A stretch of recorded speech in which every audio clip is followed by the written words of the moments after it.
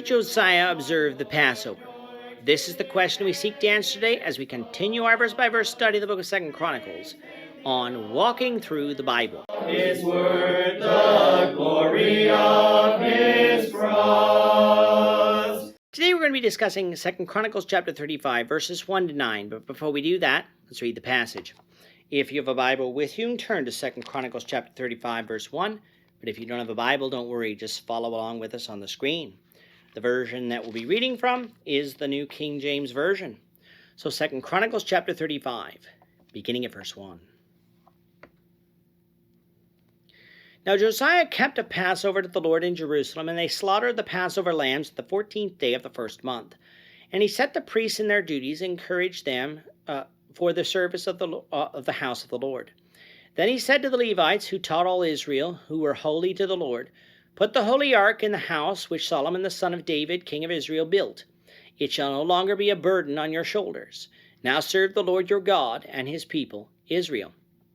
Prepare yourselves according to your fathers' houses, according to your divisions, following the written instruction of David, king of Israel, and the written instruction of Solomon his son. And stand in the holy place according to the divisions of the fathers' houses of your brethren, the lay people, and according to the division of the fathers' house of the Levites. So slaughter the Passover offerings, consecrate yourselves, and prepare them for your brethren, that they may do according to the word of the Lord by the hand of Moses." Then Josiah gave the lay people lambs and young goats from the flock, all for Passover offerings, for all who were present, to the number of 30,000, as well as 3,000 cattle. These were from the king's possessions. And his leaders gave willingly to the people, to the priests, and to the Levites. Hilkiah, Zechariah, and Jehiel, the rulers of the house of God, gave to the priests for the Passover offerings 2,600 from the flock, and 300 cattle.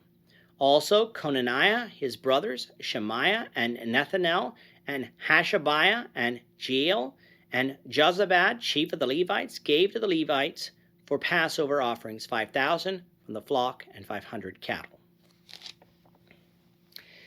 In the last chapter, we began our look at the reign of the last righteous king of Judah, that of Josiah. Josiah began his reign at 8 years old because his father was assassinated. As he grew up, he became to understand that idolatry was not the way to serve God, nor were the false gods that his father worshipped true gods at all. So he began reforming the way Judah worshipped. He cleansed the temple of idolatry. He removed the high places and idols from the land, even going so far north to remove those in what had been Israel. Then in his 18th year, the book of the law was found during the repairing of the temple, after which Josiah found out that they weren't fully following the commands of God. And what's more, failure to follow those commands brought with it divine punishment and captivity, according to the book of Deuteronomy. Josiah wanted to know if these things would come to pass, so he sent his servants to the prophetess Huldah, who indeed confirmed what Josiah thought. Judah would indeed go into captivity for her sins, but not during Josiah's day, but in the days of a future king, which we know to be Josiah's sons. Hearing this might have caused Josiah to throw up his hands in disgust, thinking, what's the use? God is going to destroy us anyway, but that's not the attitude of Josiah. Instead, his thoughts are, let's worship God according to the law, that we might at least find favor in his eyes. From chapter 35, it appears that one of the ways that Judah wasn't following the law concerned the Passover. If you recall back to chapter 30, during the reforms of Hezekiah, Josiah's great-grandfather, the Passover there was observed, as it appeared that it hadn't been being observed properly, or at least consistently, during his father's reign. The difference between Hezekiah's Passover observance and Josiah's is timing. Hezekiah and the people had to observe the Passover during the second month of the year, following instructions from Numbers 9, due to the uncleanness of the priests and the people. Josiah's Passover took place in the correct month of the year, the first month, and on the correct day of that month, the 14th day of that month. That will be part of the reason why later on down in the chapter, that Josiah's Passover will be described as one being observed differently than the ones observed since Samuel the prophet. Yes, Hezekiah's Passover was accepted by God, but it had to follow an exception in the law, not the rule, and thus Josiah's Passover could be described in the way it was.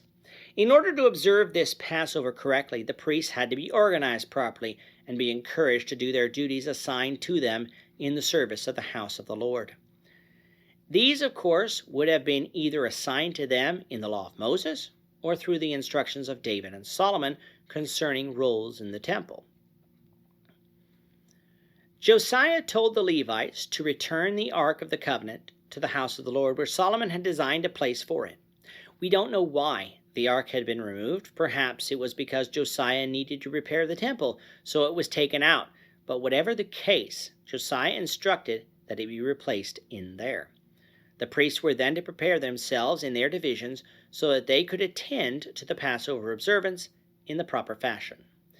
If you think about it, the Passover itself, you understand that not only was it a major feast of the Lord, one that commemorated God's salvation from the angel of death in Egypt and delivery from Egyptian bondage, but it was one that required an immense effort on the part of the priests and Levites. The Passover lambs needed to be slaughtered, and offerings on the altar needed to be made, all of which required long and hard work on the 14th day of the month, so that everyone could eat the Passover at the close of the day. Josiah had presented 30,000 Passover offerings to the people present, as well as 3,000 cattle for offerings that day. That was an addition to the Passover offerings of the priests and Levites. All of that needed to be slaughtered, and all those offerings needed to be offered, requiring a lot of manpower and coordination to be done efficiently. Thus, if the priests were working together in their divisions, according to the law, it was something that they could accomplish. If, however, they weren't organized, then the Passover sacrifices would be chaotic and incomplete. This attention to detail is another thing that will set Josiah's Passover observance apart from all others. We'll continue looking at Josiah's Passover, the Lord willing, in the next lesson. With that, our time is up for today. The Lord willing, we hope you'll join us for tomorrow's discussion of 2 Chronicles chapter 35, verses 10 to 19, as we continue our walk through the Bible, one verse at a time. Thank you for watching today's episode. We hope that you found it edifying and ask that you not only subscribe to our channel and podcast, but that you like and share this episode among your friends, so that the saving gospel of Jesus Christ can go out to the whole world.